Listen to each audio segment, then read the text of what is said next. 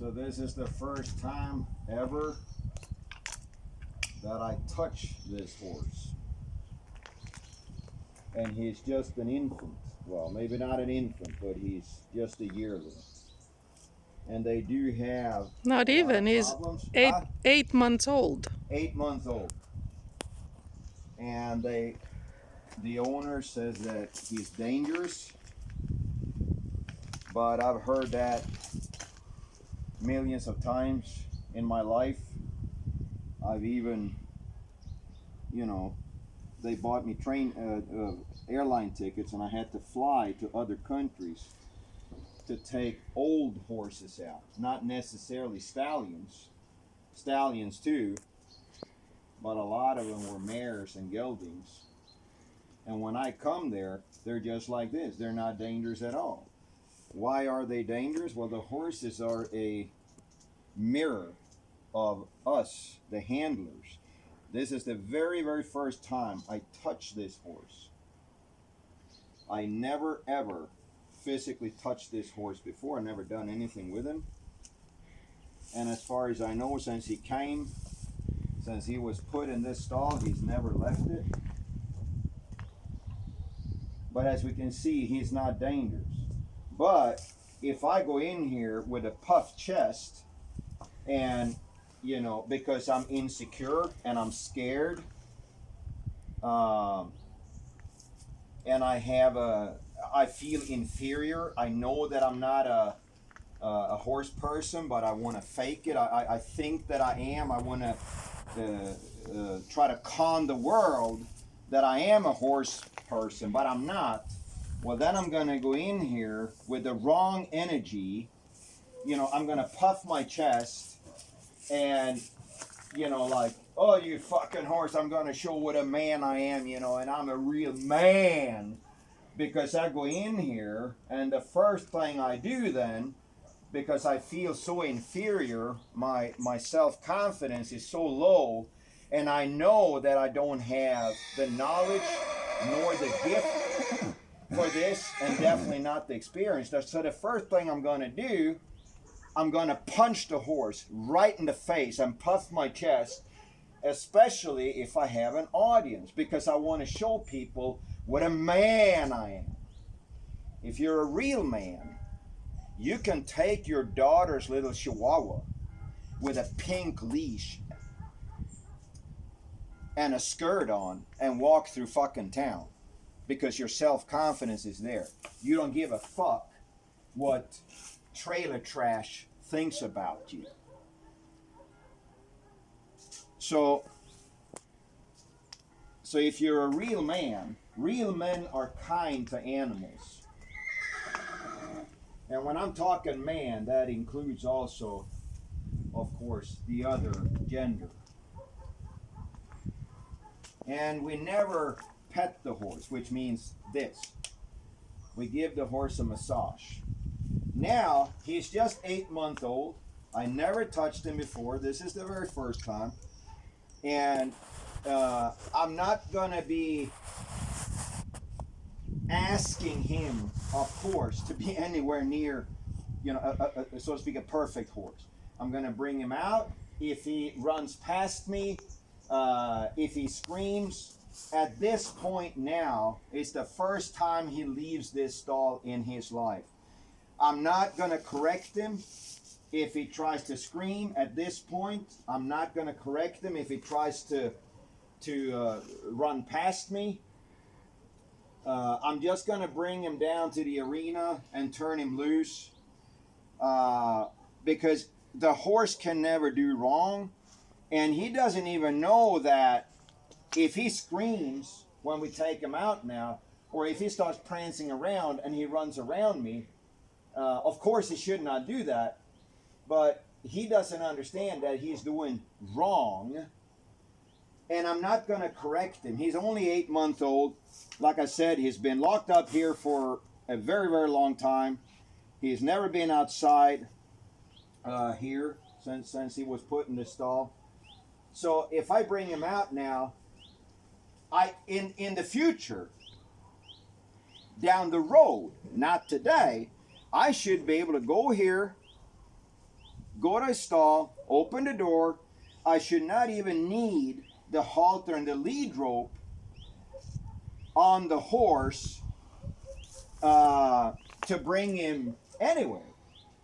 If I train him correctly, he'll be just like all the other horses that Sylvia and I are responsible for.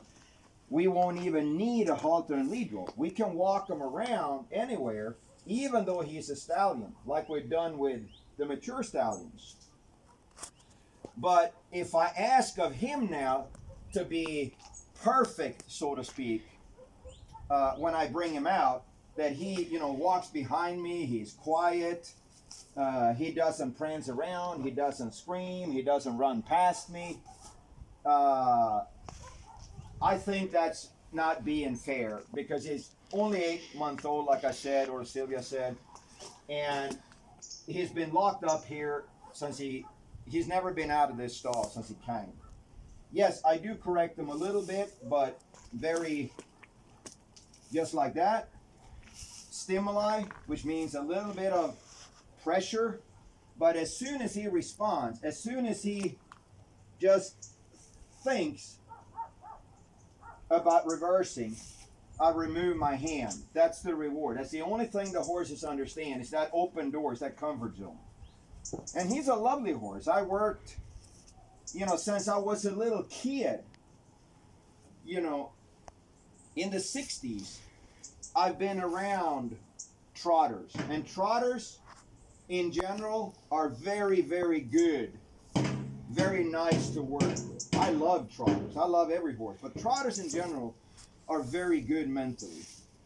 So I just correct them a little bit there, either here, or like you saw there, I take the slack out of the lead rope, so there's a little bit of pressure in the halter, and as soon as he just thinks about reversing, I just open my hand. And we don't make a big deal out of things. We don't punish the horse.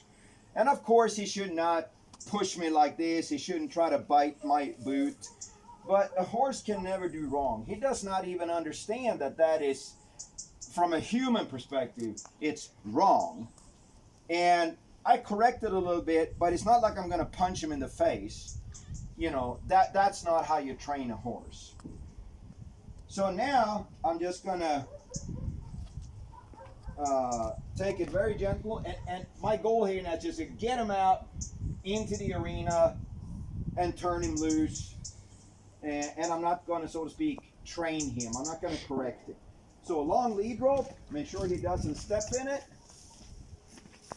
And there we see, I'm not in a hurry.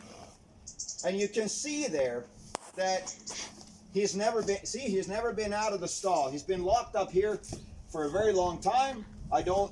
See there, he came on his own. So instead of being in a hurry, get the fuck out of the stall, you fucking horse. That's not the way to train a horse. You do that, you're a fucking idiot. He's scared. And the only thing a horse tries to do is to survive. And we could see, to step out of the stall for him was like, oh shit, what the hell is this? And I let him investigate. I do not correct him. We take it easy. I just make sure that he doesn't hurt himself. And as we can see here, he's a lovely little horse. And they all are, if you treat them correctly.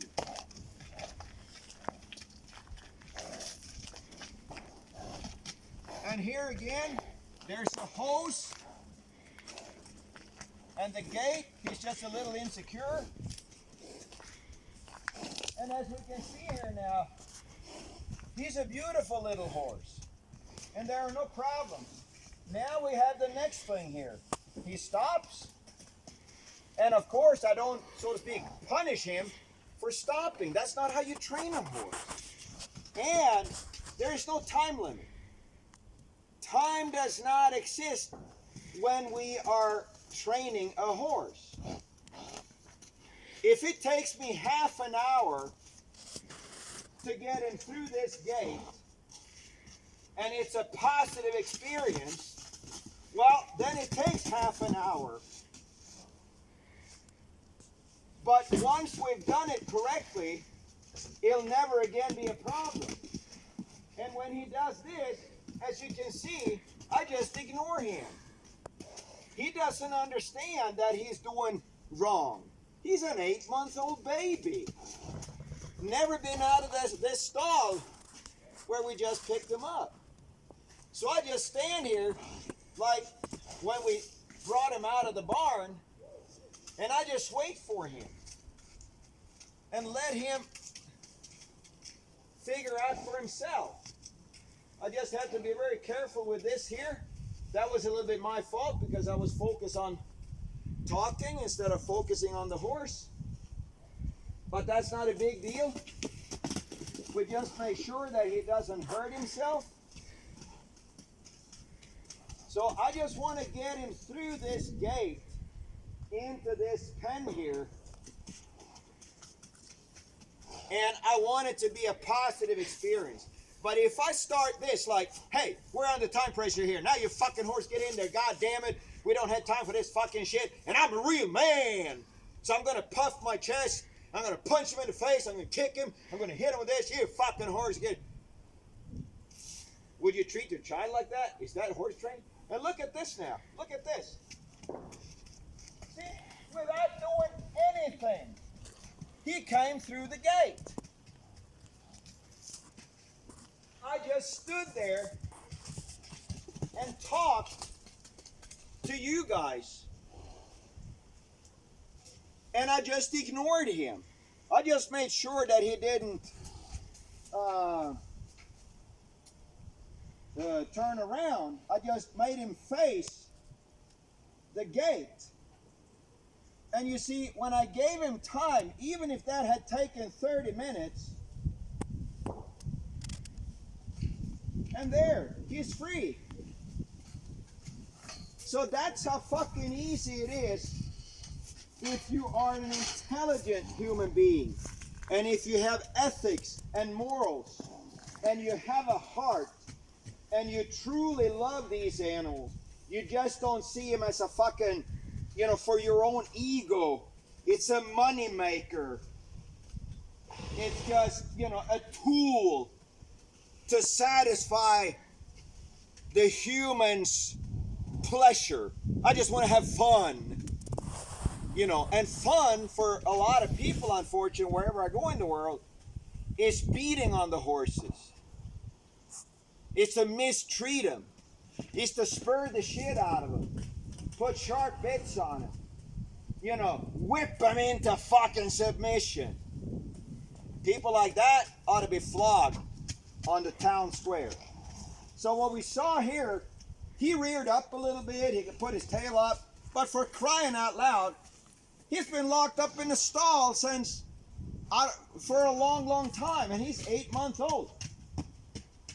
These guys, with their mommy and daddy in the wild, they can travel 60 kilometers in a day.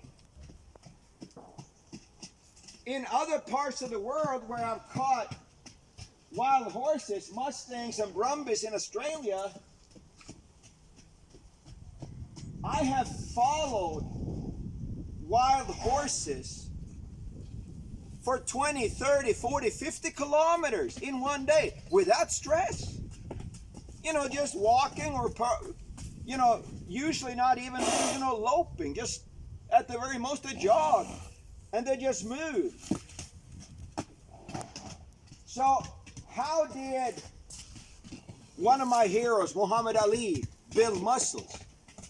Arnold Schwarzenegger, Mike Tyson, or any athlete, did they get in good shape, build muscles, and with a strong mind, with a good self-confidence, by locking himself up in the bathroom? And then someone threw him some hot dogs on sale when it suited the person who controlled the door, the lock on the door? That's the worst thing you can do to a kid. Look at, in the Western world, the military today, and even the police force, fire departments. We have these young kids that want to become soldiers, police officers, they want to be smoke divers in the fire department. But they've been playing video games, eating potato chips their whole fucking life. They had never done anything. So their bodies break down. And the authorities, they have to lower the bar. If not, they wouldn't have any soldiers, police officers, in the fire department, etc. These are herd animals. And a herd begins with two. And they need to move. I remember as a kid reading books that were very, very old. I remember reading a book written by a guy in England who was born in the 1800s. It said in the book, they even took the young horses out of the pastures, the paddocks and the barns, and they would walk them and jog them on hard, like asphalt or, hard surfaces on the roads to so to speak, shock the system, to strengthen the horses' bodies. How come the good ranchers, because there's good and bad everywhere, but the people that I normally hang with, as far as I know, they never had a vet in 40 years. The horses just don't break down. They're fucking made out of steel. But they were born outside, not in a small arena. Basically, they lived like wild horses. And they were fed properly. And they could move. And of course, the breeding has a lot to say with it. That you don't, you only breed the champion of the champion, not necessarily champion in competition, because that's not the world I normally move around in. But these are stock horses, working horses, and they're tough as hell, mentally and physically. An osteopath, whatever, a physical therapist, among the people I normally hang with, they would be out of a fucking job because there's no need for them. So how come hobby horses that do shit compared to these stock horses, where we sometimes mount the horse 5 o'clock in the morning and we step off 12, 13, 14, 18 hours later, and the horses are healthy and in good shape, and how come they don't break down? So anyway, I'm going to change the water for him, so he has fresh water, and put a little bit of fresh hay out, and we'll leave him there, and I'm going to go get another couple of Lusitanos.